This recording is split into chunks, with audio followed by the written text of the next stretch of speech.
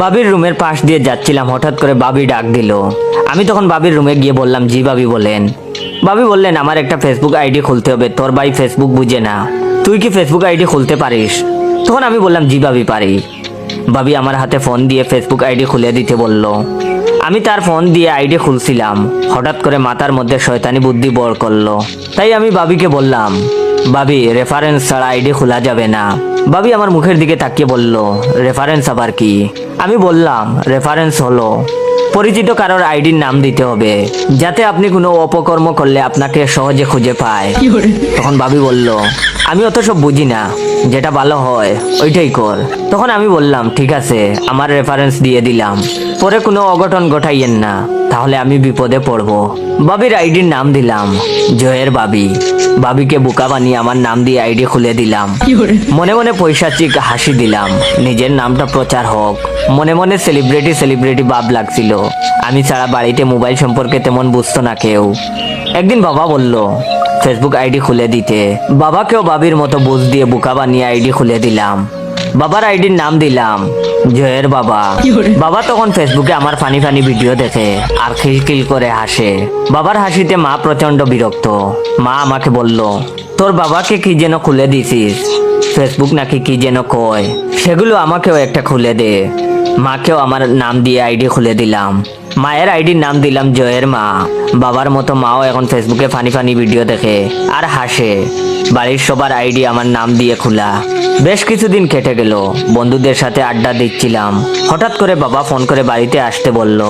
বাড়িতে গিয়েই দেখি বাড়ির সবাই নীরব হয়ে থম ধরে আছে, কেউ কোনো কথা বলছে না। মা আমাকে দেখে মুখ ঘুরিয়ে নিল। বিষয়টা কি বুঝতে পারছি না।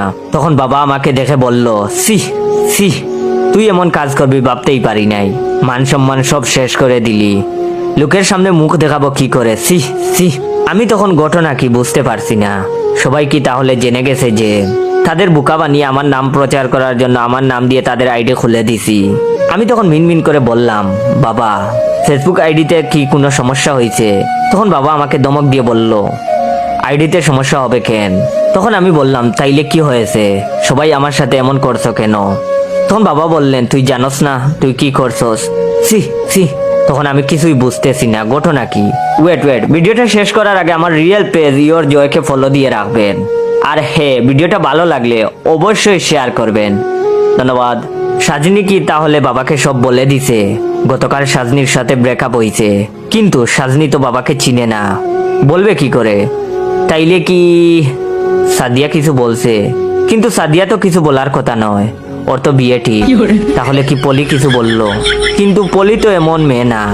সুমাইয়াকে সন্দেহ হয়, কিন্তু সুমাইয়ার সাথে তো সেই কবে ব্রেকআপ হয়েছে। মাথাটা গরম হয়ে গেল ভাবতে ভাবতে। এমন সময় ঠাস করে ডান কান বরাবর বাবা চোর বসিয়ে দিয়ে বলল, তুই আমারে না জানিয়ে গোপনে কেন বিয়ে করলি? বাবার কথা শুনে আকাশ থেকে পড়লাম। আমি তখন বললাম, বিয়ে করছি মানে? কে বলছে এই কথা? তখন বাবা তার ফেসবুক লগ ইন করে বলল, এই দেখ, তোর বউ আমাকে ফ্রেন্ড রিকোয়েস্ট পাঠাইছে, আইডির নাম জয়ের বউ। বাবাকে তখন সান্ত্বনা দিয়ে বললাম, বাবা এটা তো ফেসবুক, এখানে যে কোনো নাম দিয়ে আইডি খোলা যায়। ওয়েট, আমি আবারও বলছি, আমার রিয়েল পেজের নাম ইওর জয়। অবশ্যই আমার real page your joy follow দিয়ে রাখবেন। আর যারা লাইক কমেন্ট শেয়ার করেন নাই, অবশ্যই লাইক কমেন্ট শেয়ার করবেন। ধন্যবাদ। বাবা তখন আমার বাম কান বরাবর আরেকটা চোর বসিয়ে বলল, তোর রেফারেন্স ছাড়া তোর নাম দিয়ে জয়ের বউ আইডি খুললো কি করে? তুই কি আমারে বুকা পাইছো? উল্টা পাল্টা বংশং বুঝাস। এরপর মাকে অনেকক্ষণ মুখ নাড়তে দেখলাম, কিন্তু কোনো সাউন্ড শুনলাম না। দুই কানে চড় খাওয়ার পর কিছুই শুনতে পাই না, শুধু দেখতে পারি।